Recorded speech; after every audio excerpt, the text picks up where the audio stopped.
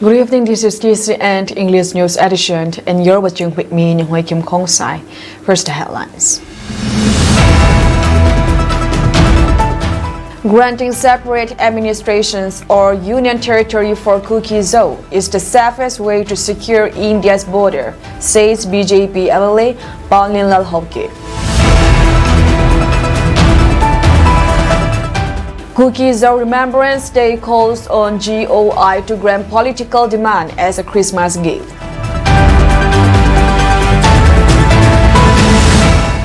Mobile internet ban extended till December 5 in 9 districts.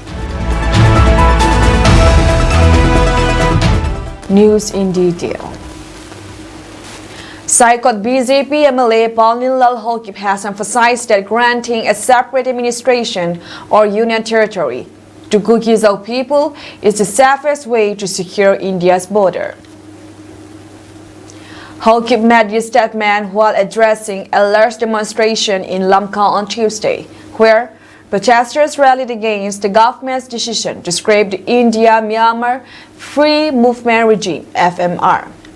The demonstrations organized by the United Zo Organization (UZO) began at the Wall of Remembrance at 11:30 a.m., with participants holding posters and placards, raising slogans against the government's move to eliminate the FMR and fence the international border. No border fencing can sever our cultural ties, one demonstrator said. Hokip, who was joined by Hinglip MLA, Lezamang Hokip, Singal MLA, Jilnuntang, and other leaders from various Kuki-Zo tribes, stated that the Kuki-Zo people are not a threat to India's security. He emphasized that while Kuki-Zo people in Myanmar are fighting for democracy, those in India are seeking justice against a regime with political motives to break away from India. We, the Kuki-Zo people, are not a threat to India's security. Our people across the border in Myanmar are fighting for democracy in their country. They are nationalists, Myanmaris. Those of us in India are fighting for justice against a regime whose deepest political motives are to break away from India, said Hoki. The real threat to India's security is forcing the Kuki-Zo people to live under a successionist Meitei regime. The separate administrations and union territory that we demand today is the safest way of securing India's border. He further appealed to Prime Minister Narendra Modi and Home Minister Amit Shah to consider the Kuki-Zo people's demands, asserting that their calls for union territory would safeguard India's border more effectively than the current border fencing plans. Singat MLA Jilnuntang proposed that if border fencing is to be constructed, it should be constructed on the Kangvai border between the Kuki-Zo-dominated Syria and Meitei-dominated Bishnupur rather than Bihyang. The people of Bihyang do not need border fencing to keep them secure, said Singat MLA Jilnuntang. In a moment of solemn reflection, the demonstrators observed a 1-minute silence in remembrance of those who lost their lives in the ongoing ethnic violence in the state, which has claimed more than 250 lives since May of last year. The demonstrations ended with a memorandum addressed to Union Home Minister Amit Shah, submitted to Deputy Commissioner Darun Kumar by UZO leaders. The FMR, which allows people residing near the India-Myanmar border to travel up to 16 kilometers into each other's territory without document, was scrapped in February. The decision followed the announcement by Amit Shah that India would fence the entire 1,643 kilometers long India-Myanmar border passing through Mizoram, Manipur, Nagaland, and Arunachal Pradesh. The FMR had been implemented in 2018 as part of India's Act East policy aimed at enhancing cross-border cooperation with Myanmar.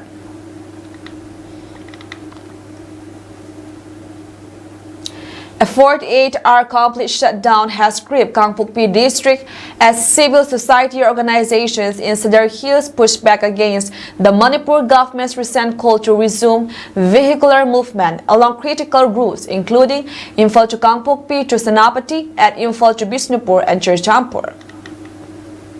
The shutdown, which began at midnight December 3, is a direct response to the state decision to restart public transport services from December 4 under tight security measures.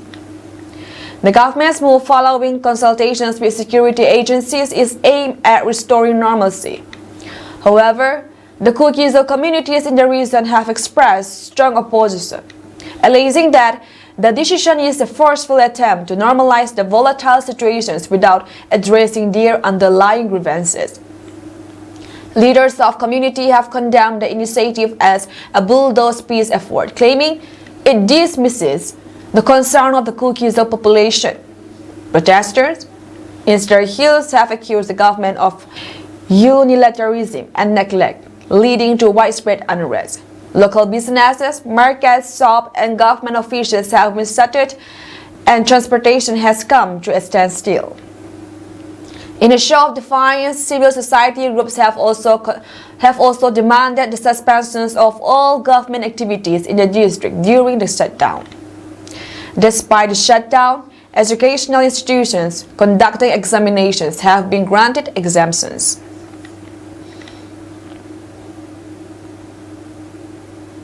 Thousands of Kuki-Zo people across the hills Kangpokpi solemnly observed the 19th Remembrance Day today at Saikul Subdivisional Headquarters in Saikul Hill Town.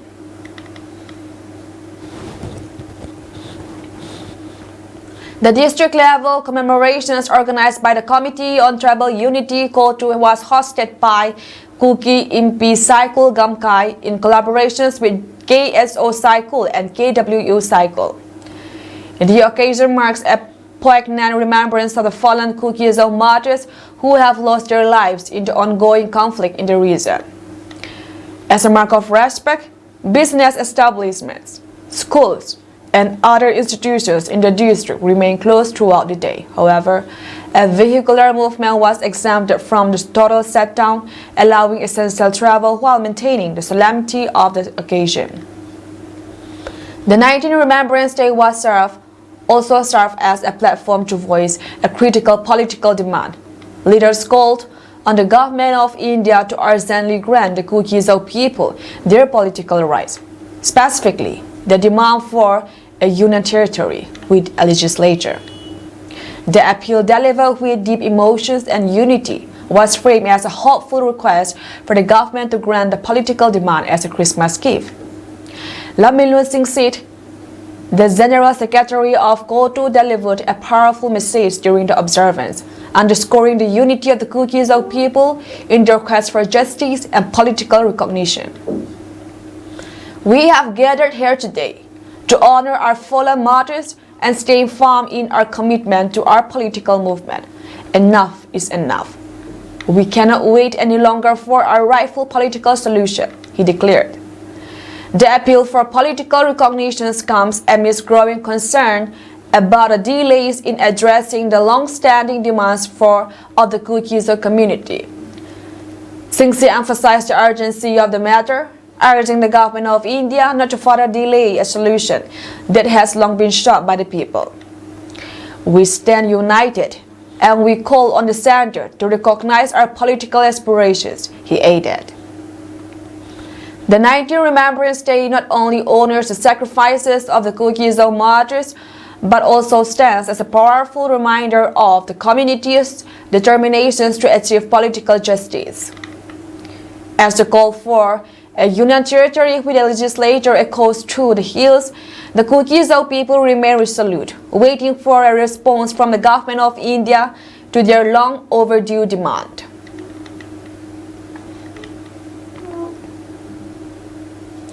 The Manipur police has arrested 4 members of the proscribed outfit Kangleipak Communist Party People's Work Group from Kangching district. The individuals were arrested for their alleged involvement in extortion and possession of illegal arms, according to an official statement on December 4. The 4 were apprehended from Lamkai area of Kangching district on Monday, it said. The individuals have been identified as Sandam Prem Kumar Singh, alias Laikai 45, Saikom Shidan Singh 33, Nongmaitem Haridat Singh 56, Kundok Bam Tomba Singh 40, all residents of Kakching Lamkai, Kakching district. They were involved in extortions and illegal possessions of arms, the statement said, adding that 17.26 into 25 mm, M20 pistol with a magazine, ammunition, 5 mobile phones, the man letter of KCP, PWG, and 80 blank text receipts of KCP, PWG were seized from their possession. Meanwhile, the Manipur government has decided to again operate inter-district public vehicles under tight security from Imphal to Hill districts from Wednesday, amid a lull in ethnic violence in the state, according to an official order. This will be the administration's second attempt to resume public transport service in 19 months in the state, which have been witnessing clashes between Imphal Valley-based Metis communities and Kukis who are based in hill districts. The Manipur government on Tuesday extended the suspensions of mobile internet for 2 days in 9 districts of the state till December 5. An order issued by Home Department said the suspension was extended in Imphal West, Imphal East, Kakching, Bishnupur, Thawbal, Churachandpur, Kangpokpi, Persol, and Ziribam till 5:15 p.m. of December 5. The state government, after reviewing the prevailing law and order situations and its correlations with the general operations of internet services, has decided to continue suspensions of mobile internet and mobile data services, including VSATs and VPN services, it said. Internet services have been temporarily suspended since November 16 after violence broke out in the state following the recovery of the bodies of 3 women and 3 children in Ziri and Barak rivers in Manipur and Assam respectively. The Manipur government had conditionally lifted the suspensions on broadband services, ILL and FTTH, on November 19, considering the hardship faced by common people, healthcare facilities, educational institutions, and other offices. ITLF Media Cell Convener Ginzabo Alzong met with the public today at 1 p.m. to discuss the burial ceremony of 12 martyrs. Currently, 10 of the martyrs' bodies are at the district hospital morgue and will be taken to their respective homes tonight before the burial ceremony tomorrow. Here are the key details about tomorrow's ceremony. Time and locations is 12 p.m. at the Bung Peace Ground, and the public will pay their last respects to the martyrs. Program responsibilities arises under whole management by KKL General Headquarters, Traffic and Parking by Joint Student Body, Master of Ceremony by Reverend Dr. S. Vung Min Tham, President of Christian Goodwill Council. Program highlights keynote address Jean Ngai Pao, Chairman of ITF Steering Committee, and a melodious song from Mizo Zaimi in Zomkom, MZI with Joint Artists Association. Speeches from KIM, Central YMA from Jetsi Mizoram, Mizoram CM Advisor, Gonzalo Hozel with ITLF.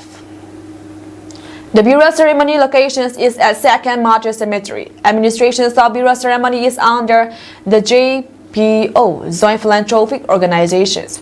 Gun salute will be held by village volunteers in 2nd village. And a total shutdown imposed tomorrow from 9:30 a.m. to 9:30 a.m. to 4:30 p.m. to show respect to the martyrs.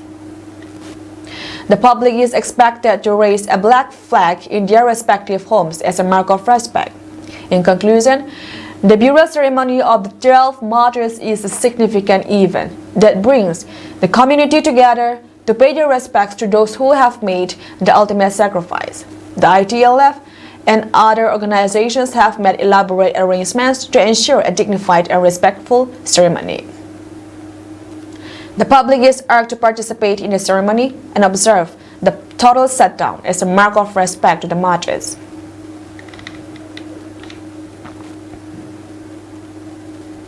The All West Kamyang District Students Union, AWKDSU, has urged for reforms to inner line permit ILP system in Arunachal Pradesh to better preserve the cultural heritage of the region.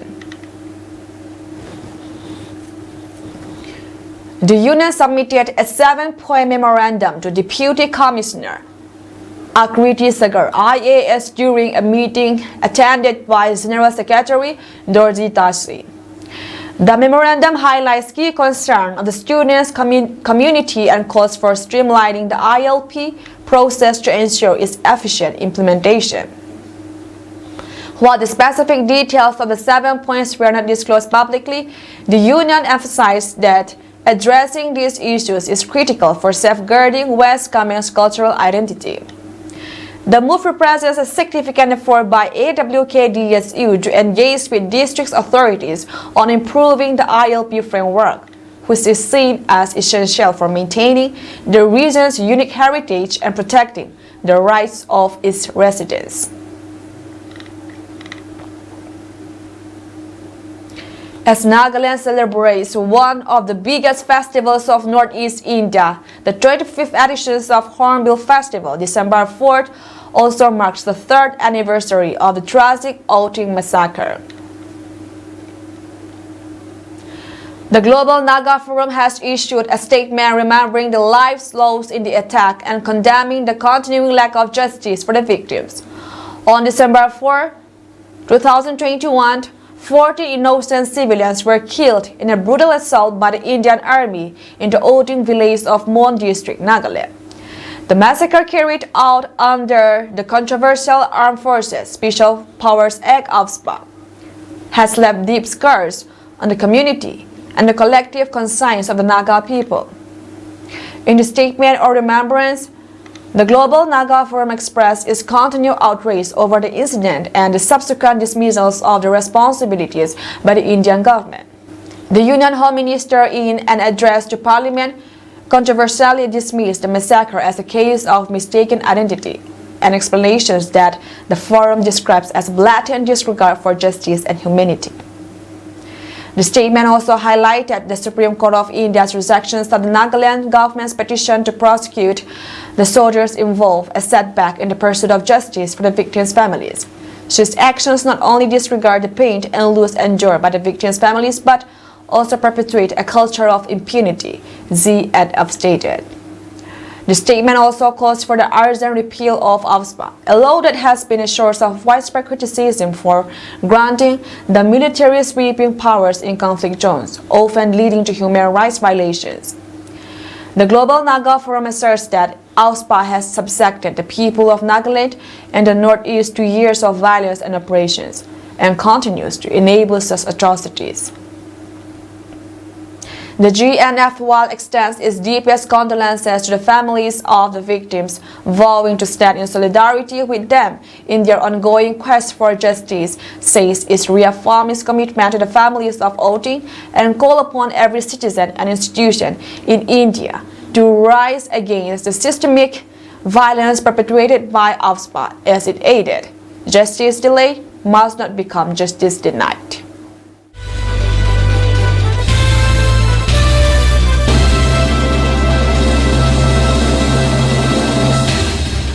In a major breakthrough, the security forces killed a wanted terrorist who was responsible for a terror attack in Gandarbal during an ongoing encounter in the upper reaches of the Chigam in Jammu and Kashmir on Tuesday.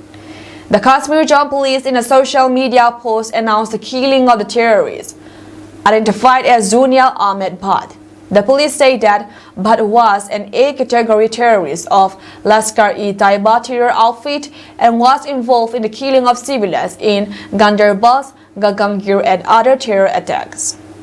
In the ongoing operations, one terrorist is killed and has been identified as Zunat Ahmed Bhatt, Elite Category A. The said terrorist was involved in civilians killing at Gagangir, Gandarbal, and several other terror attacks, it said on X. Police say that the operation is going on and is being carried out jointly with Rashtriya Rifles and security forces. Earlier, the police say that the firing exchanges started during a castle, cordoned and starts operations launched by the security forces after specific input about the presence of terrorists in the area on Monday. The cordon around the area where terrorists are believed to be hiding has been tightened. The operations was resumed with the first light on Tuesday morning. The Chigam, a national park on the outskirts of Srinagar, covers an area of about 141 square kilometers. A doctor and 6 migrant workers were killed after terrorists struck a tunnel construction site on a Srinagar Lake National Highway in Jammu and Kashmir's Ganderbal districts in October. The terrorists had opened fire on a camp housing workers of a private company who were working on under constructions that more tunnel in the gun area, which connects Gagangir to Sonammarg in central Kashmir's Ganderbal districts.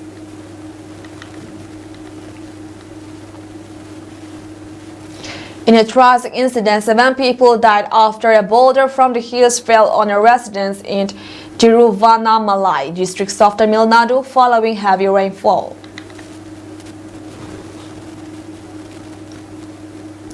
The large rock reportedly fell onto the residence of a man identified as Rajkumar, located on 11th Street in VOC Nagar, around 4 p.m. on December 1, after a heavy rain in the region.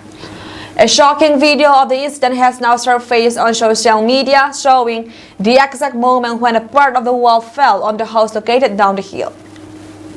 The deceased have been identified as Rajkumar, his wife Meena 27, his son Gautam 8, daughter Vinaya 5, Ramya 7, Vinodini 16, and Maha 7.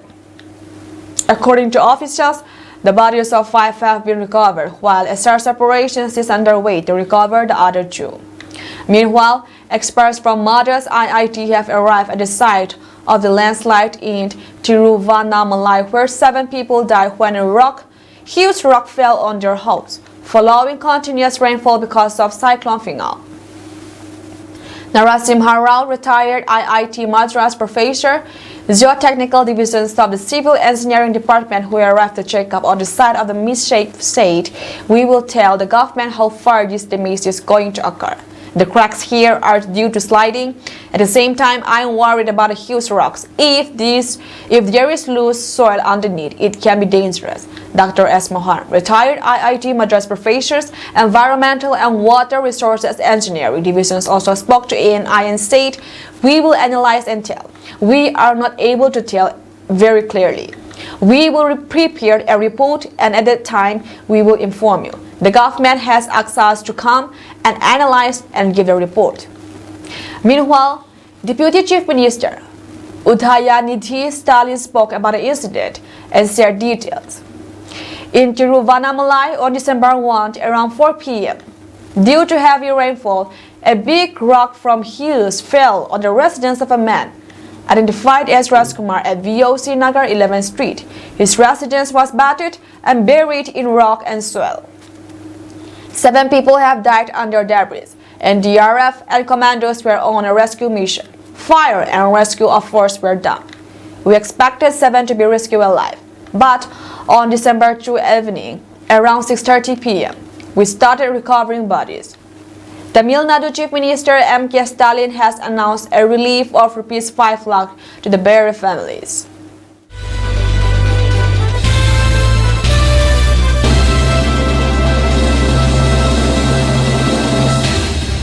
Russian forces in Syria have withdrawn from the city of Hamas.